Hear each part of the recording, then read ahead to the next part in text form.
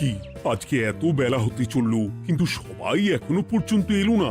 এই সব হলো কুঁড়েমির লক্ষণ মহারাজ। আপনি একদিন যারা যারা দেরি করছে তাদের চাপকে দেবেন, তাহলেই সব সিধে হয়ে যাবে। আর বলবেন না মহারাজ, আজকে গিন্নি কাঁচা লঙ্কা দিয়ে কুচো চিংড়ির ঝালটা যা বানিয়েছিল না, খেতে খেতে দেরি হয়ে গেল। গোলগাপ্পি দেওয়ার আর জায়গা পাও না না? বিশ্বাস করুন, সত্যি খুব ভালো রান্না করেছিল গিন্নি, তাই আবার আরেক হাঁড়ি ভাত চড়াতে বললাম। আর সেটা খেয়ে আসতেই তো দেরি হয়ে গেল। আরো এক হাঁড়ি? মহারাজ কিছু মনে করবেন না, এই পাঠশালা বন্ধ করে সব গুছিয়ে তারপরে এলাম। সুপ্রভাত মহারাজ। সুপ্রভাত মহারাজ। প্রভাত আজকে আর শুনেই তোমরা সবাই এত কুঁড়ে হয়ে গেছো যে কি বলবো। মহারাজ, এই কুঁড়েমির আসল কারণ হচ্ছে চর্বি। কথায় আছে, যত বেশি চর্বি তত তাড়াতাড়ি মরবি। আপনি কি বলতে চাইছেন মন্ত্রী মশাই, যে আমি তাড়াতাড়ি মরে যাব আর আপনি মজা দেখবেন? ঠাকুর ঘরে কে, আমি তো কলা খাইনি ব্যাপার হয়ে গেল। গোপালের একদম মোক্ষম জায়গায় আঘাত লেগেছে, যাকে বলে ওই আঁতে ঘা। তুমি বেশি কথা বলো না বৈদ্য, ছুঁচ করে চালুনির বিচার। হ্যাঁ, বৈদ্য তো দেরি করেই এসেছে। আমার মনে হয় প্রত্যেককে এমন ভাবে প্রশিক্ষণ দেওয়া দরকার যাতে তারা একটু চনমনে হয়ে ওঠে। হ্যাঁ মহারাজ, তাহলে আগামীকাল থেকেই শুরু হোক ব্যায়াম আর অস্ত্র শিক্ষা। হ্যাঁ, কুঁড়ে থাকলে রাজ্যের কোনো বিপদ আপদেই সভাসদেরা কাজে আসবে না। ঠিক বলেছেন মহারাজ। তাহলে আর দেরি কেন, চলো সবাই এখনই আমরা মাঠে যাই। এই তো মহারাজ ভরপেট খেয়ে এলাম, এখনই মাঠে? ও সব অজুহাত দিয়ে লাভ নেই, চলো চলো চলো।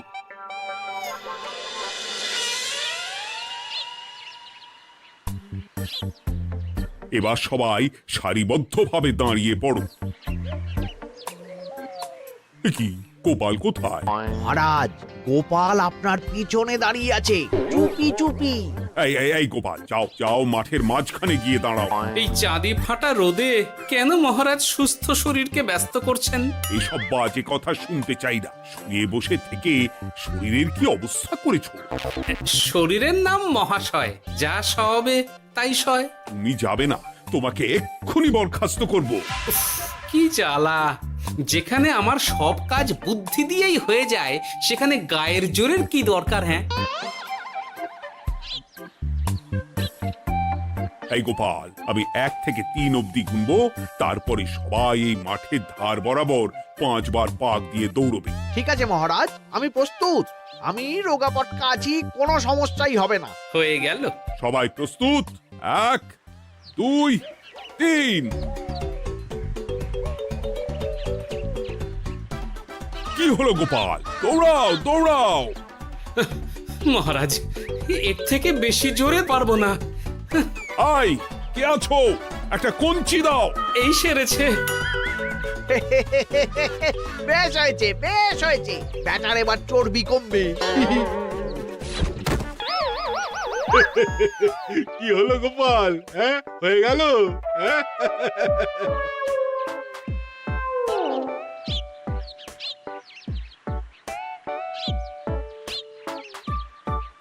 এই উল্টে উঠি, আমাদের দাদু উল্টে গেছে। হ্যাঁ, তাই তো দেখছি। চল চল গিয়ে দেখি। উফ, চেহারার কি অবস্থা বানিয়েছো গোপাল? হ্যাঁ, এতটুকু দৌড়তে গেলেই চিটপটাং। তাড়িয়ে দিন মহারাজ, এরকম বেঢপ চেহারা সভাসদকে আমাদের দরকার নেই। না না, তা বললে হবে নাকি গোপাল? তুমি এক্ষুনি বাড়ি চলে যাও, কালকে আবার মাঠেই দেখা হবে। এই দাদু বাড়ি চলো। ওরে বাবারে!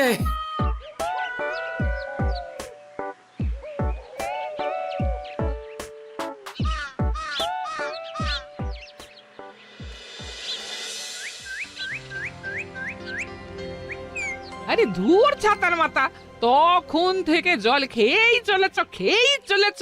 কি হয়েছে সেটা বলবে তো? শরীর চর্চা হয়েছে, শক্তি খরচা হয়েছে, আর পারছি না। উফ, বাপরে বাপ, কি পায়ে ব্যথা! এই জন্যেই আমি বলি বাপু, একটু বপুটাও নড়াও, কিন্তু কার কথা কে শোনে? ওরে বাবা, অকারণে সুস্থ শরীর ব্যস্ত করবো কেন বলো তো? বেশি নড়াচড়া করলেই আয়ু কমে যায়। তোমার এই বাজে কথা কোন শাস্ত্রে লেখা আছে শুনি? শাস্ত্রে কেন যাব, বাস্তবে জলজ্যান্ত উদাহরণ আছে। আমি মানতে পারছি না। হুম, মানতে পারছি না বললে তো হবে না, তোমাকে মানতেই হবে। বেশ, প্রমাণ করো। আমি যদি তোমাকে প্রমাণ করে দিতে পারি, তাহলে আজ থেকে বাড়ির বাজার দোকান করার দায়িত্বটাও তোমাকেই নিতে হবে। দিদা, তুমি তো ফেঁসে যাবে, দাদুর সঙ্গে বাজি লড়বে না।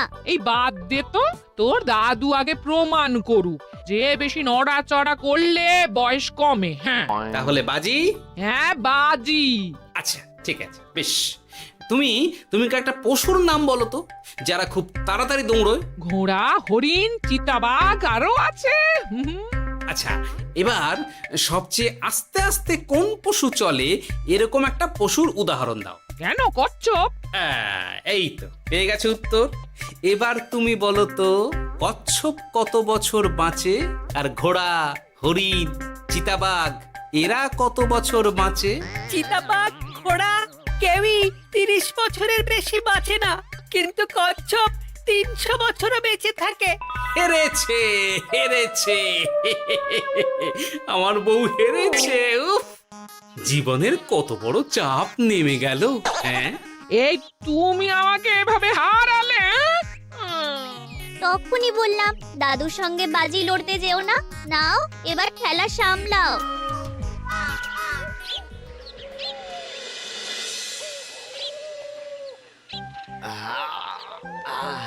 আরো ভালো করে মালিশ কর। আজকে ছোটাছুটি করে পা দুটো বেশ ব্যথা ব্যথা করছে। কালকে তো আবার অন্য পরীক্ষা।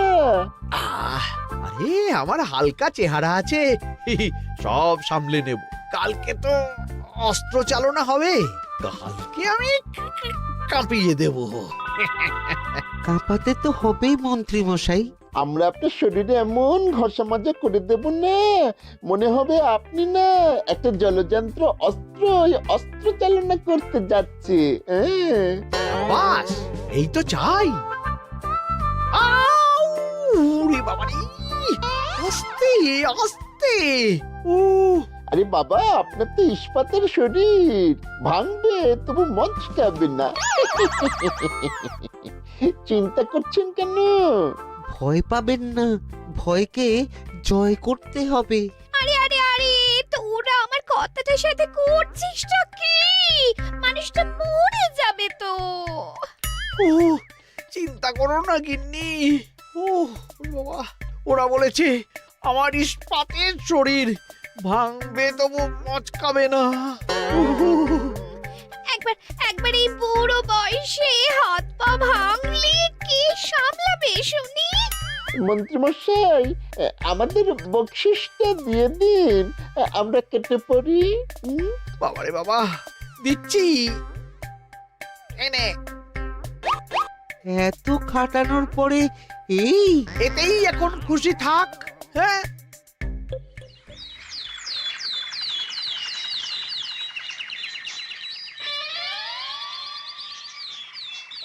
এবার তোমাদের সকলকে অস্ত্র শিক্ষা দেওয়া হবে। উফ, রোজ রোজ কি জ্বালাতনে পড়েছি, বাপরে বাপ। বাবা মা কাউকে ডাকার দরকার নেই, ভালো না লাগলে রাজসভা চাকরি ছেড়ে চলে যাও। মহারাজ, এটা তো উচিত নয়।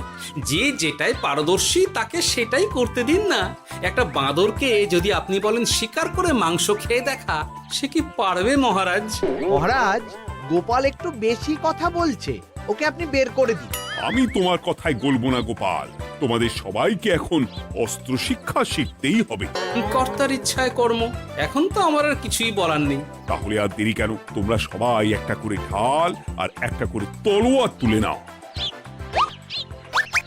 সেনাপতি, বলুন মহারাজ। তুমি সকলকে অস্ত্র শিক্ষা দেবে, তলোয়ার চালানো শেখাবে। এক এক করে প্রত্যেকে তোমার কাছে যাবে আর এক এক করে তুমি সবাইকে তলোয়ার চালানো শেখাবে। আচ্ছা মহারাজ, তাহলে ওই সবার প্রথমে চলে আসুন মন্ত্রী মশাই। হ্যাঁ, আমি প্রস্তুত। আমার শরীর ইস্পাতের মতো, ভাঙবো তবু মচকাবো না।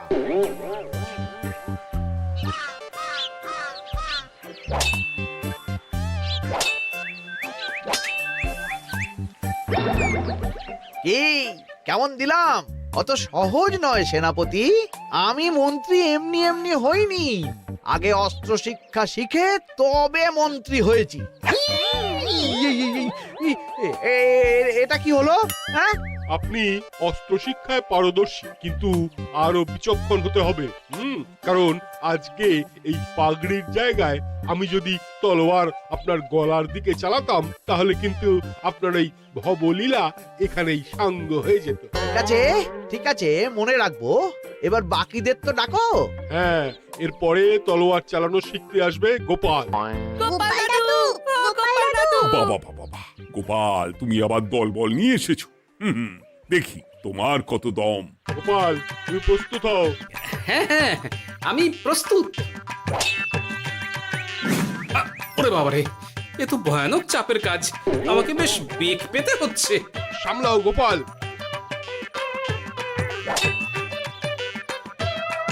না, আমাকে অন্য রাস্তা দেখতে হবে। সেনাপতি, মহারাজের দিব্যি, তুমি আমার দিকে তলোয়ার ঢাল বাড়াবে না। এই এটা কি হলো? সত্যি তো, এটা কি হলো? গেল গেল গেল গেল গেল গেল গেল, দুটিটা খুলে গেল গো। দেব নাকি এবার কুচ করে কেটে? জিতে গেছি, জিতে গেছি।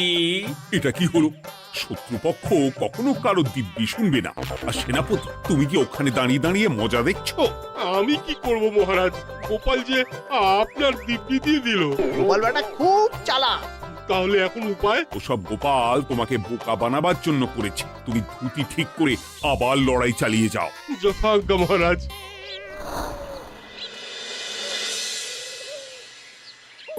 কিরে ন্যাপলা, তোদের দিদা আমার জন্য কি রান্না করে পাঠিয়েছে রে? এই তো ভাত, আলু সেদ্ধ, এই পুঁই শাকের ঝোল আর রুই মাছের ঝাল। আর তোদের যে তোষক, বিছানার চাদর আনতে বলেছিলাম, এনেছিস তো? ওই তো দাদু, কুটির গুলটে আর বাকিরা সবাই ধরাধরি করে নিয়ে আসছে। ব্যাস, তাহলে তার কোনো চিন্তা নেই। খেয়ে একটা জব্বর ঘুম দেব, কারণ এখানে যা রঙ্গ দেখছি তাতে বিকেল হয়ে যাবে। তলোয়ার শিক্ষা আজকের মতন এইটুকুই থাক। এবার শুরু হবে বল্লম শিক্ষা। সবাই আবার আগের মতন সারিবদ্ধভাবে দাঁড়িয়ে পড়ো।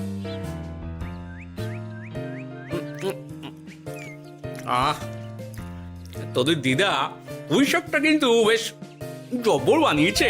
তোদের দিদার হাতের রান্নার কোনো তুলনাই নেই। আহা, কি স্বাদ! এ কি, গোপাল আবার কোথায় গেল? এই তো মহারাজ, আমি এখানে ওই পুঁয়ের ঝোল আর রুইয়ের ছাল দিয়ে ভাত খাচ্ছি। এসব কি মাঠের মধ্যে খাওয়া? আরে শরীরটাকে তো রাখতে হবে। তাড়াতাড়ি খেয়ে এইদিকে এসো। আসছি আসছি আসছি। এবার আমি তোমাদের দেখাবো কিভাবে বল্লম নিয়ে তেড়ে যেতে হয়। দেখান মহারাজ।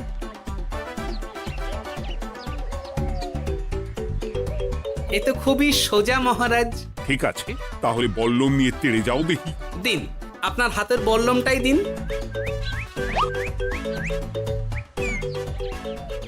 আরে আরে, গোপাল তো মাঠ থেকেই চলে গেল। আমি ডেকে আনছি মহারাজ। আরে আরে, ও গোপাল, গোপাল, মহারাজ ডাকছেন। থামো থামো। মহারাজ বলেছেন বল্লম নিয়ে তেড়ে যেতে, তেড়ে গিয়ে আবার ফিরে আসতে তো উনি বলেননি। আরে, এ তো মহা মুশকিল। উনি এক্ষুনি তোমাকে মাঠে ফিরতে বললেন। সেটা আপনাকে বলতে পারে সেনাপতি, আমাকে তো বলেনি। আমি চললাম।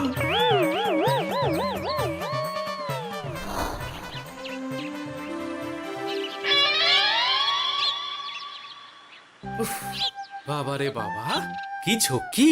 অনেক বুদ্ধি করে মাঠ থেকে খাটে চলে এসেছি। আমি আর উঠছি না। এ কি বলি, তোমাদের তো এখন অস্ত্র শিক্ষা নেওয়ার কথা। হ্যাঁ, তোমার বলা নেই, কোয়া নেই, অমনি বাড়ি চলে এলে। আরে বাবা, ওইসব অস্ত্র শিক্ষা মানেই সুস্থ শরীরকে ব্যস্ত করা, অসহ্য খাটনি, অযথা কষ্ট। কষ্ট করলে তবেই কেষ্ট পাওয়া যায়। হ্যাঁ, তোমায় আমি আগেও বুঝিয়েছি, যেখানে বুদ্ধি কথা বলে সেখানে দেহের শক্তি নীরব দর্শক গিন্নি। আরে বাবা, সে না হয় বুঝলাম, কিন্তু মহারাজ তো ভালোর জন্য সবাইকে অস্ত্র শিক্ষা দেওয়ার চেষ্টা করছে না। আরে বাবা, যার যা কাজ তাকে সেটা করালেই পারে। মহারাজ তো সেটা বুঝতেই চাইছেন না। আমি এখন ঘুমো।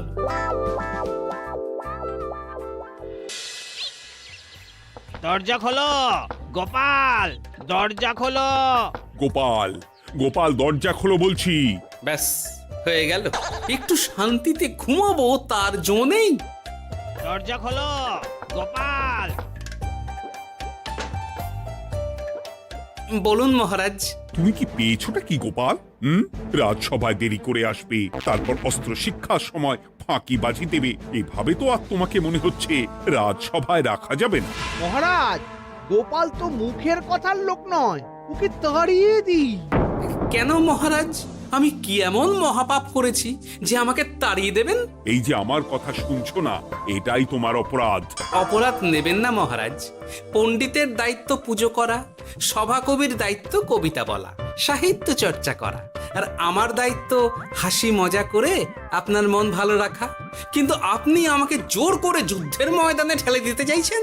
এটা আমার ইচ্ছে। আমিও তো মহারাজ ইচ্ছে করলেই অনেক কিছু করতে পারি। চোখ বন্ধ করে লক্ষ্য ভেদ করতে পারি, শুধু বুদ্ধি দিয়ে। আরে বাহ, এত বড় কথা! তাহলে মহারাজ, ওকে বলুন পরীক্ষা দিতে। কি পরীক্ষা? আমি একটা ঘরে বর্ম পরে দাঁড়িয়ে থাকবো। তোমার হাতে অস্ত্রও দেব, আমার মাথায় একটা আপেল থাকতে হবে, আর তুমি কিভাবে আমার মাথা থেকে ওই আপেল ফেলতে পারো দেখব। এ তো খুবই সোজা। কি গোপাল, তাহলে লড়বে নাকি বাজি? হ্যাঁ, লড়তে রাজি আছি। তাহলে আজ রাতেই হয়ে যাক পরীক্ষা। যদি এই পরীক্ষায় উতরে গেলে তো ভালো, নইলে তোমার চাকরিটা গেল। গোপাল, তুমি পারবে তো? সে দেখাই যাবে। আজ রাতে তাহলে রাজবাড়িতে দেখা হচ্ছে। যদি আমি এই পরীক্ষায় বিফল হই, তাহলে আমার চাকরি আপনি কেড়ে নেবেন, আর যদি সফল হই তাহলে মন্ত্রী মশাইকে শাস্তি দেবেন। আমি নিজে সারা কৃষ্ণনগরে নাক্ষত দেব। বেশ, দেখা যাক।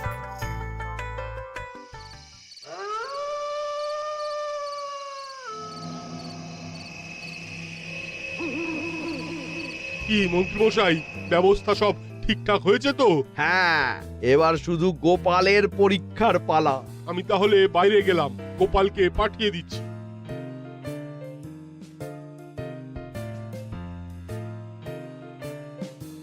এবার যাও গোপাল, ঘরের ভিতরে যাও, দেখি তুমি কি করে মন্ত্রীর মাথা থেকে আপেল ফেলতে পারো। আপনি তো শুধু আমার চোখ ঢেকেছেন, আমার নাক মুখ কানও ঢেকে দিন, যাতে ঘ্রাণেন্দ্রিয় শ্রবণেন্দ্রিয়েরও সাহায্য না নিতে পারি। বেশ, তাহলে তাই হোক। আয়, কে আছো? গোপালের মুখ নাক আর কান ঢাকো। যথা আজ্ঞা মহারাজ। একটু একটু মোটা কাপড় দিয়ে নাক মুখ ঢাকো, হ্যাঁ, যাতে সেভাবে আপেলের গন্ধ না পাই। বেশ বেশ।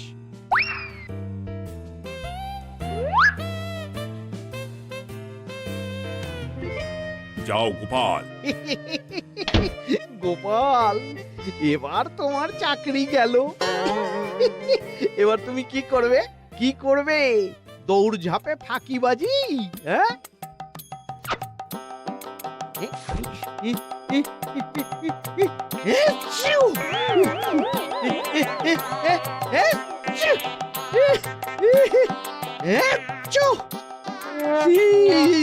গেল গেল গেল গেল গেল, আপেল পড়ে গেল। আপেল পড়ে গেল? মহারাজ, এর মধ্যেই গোপাল আপেল ফেলে দিয়েছে। ঘরের ভেতরে চলো।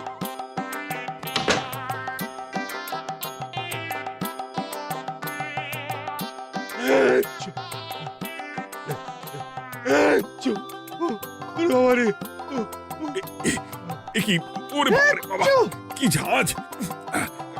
ওরে বাবারে বাবা। কি মহারাজ, দেখলেন তো গোপালের চমক? অস্ত্র ছাড়াই আপেল ফেলে দিলাম। কি, এটা তো তুমি নীতি বিরুদ্ধ কাজ করেছো। সারা ঘরে নস্যি ছড়িয়ে দিয়েছো। মহারাজ, হাঁটতে গিয়ে আপেল পড়ে গেছে। এবার সারা কৃষ্ণনগরে নাক্ষত দিতে হবে। সত্যি সত্যি গোপাল, বুদ্ধিতে তোমার জুড়ি মেলা আভার। আমার নাম গোপাল ভাঁড়। একটা কথা মনে রাখবেন, কেউটে সাপের লেজে পা দেবেন না, আর গোপালের কাজে বাধা দেবেন না। যে কাজ বুদ্ধি দিয়ে করা যায় তার কাছে শক্তি ছোট্ট শিশু মাত্র। সত্যি গোপাল, আজ তুমি সেটাই প্রমাণ করে দিলে। আর আজ থেকে তোমাকে তোমার ইচ্ছার বিরুদ্ধে খাটাবো না। তুমি খাও দাও, ভুড়ি বানাও। যার যা কাজ সে তাই করবে। যেমন এখন মন্ত্রী মশাই নাক্ষত দেবেন। হ্যাঁ, ভুল করে বাজি ধরে ফেলেছি, এখন নিজেই চাপে পড়ে গেলাম। তাহলে আর দেরি কেন? নাক্ষত এখন থেকেই শুরু হোক। কৃষ্ণনগরের রাস্তা শেষ হতে হতে সকাল হয়ে যাবে।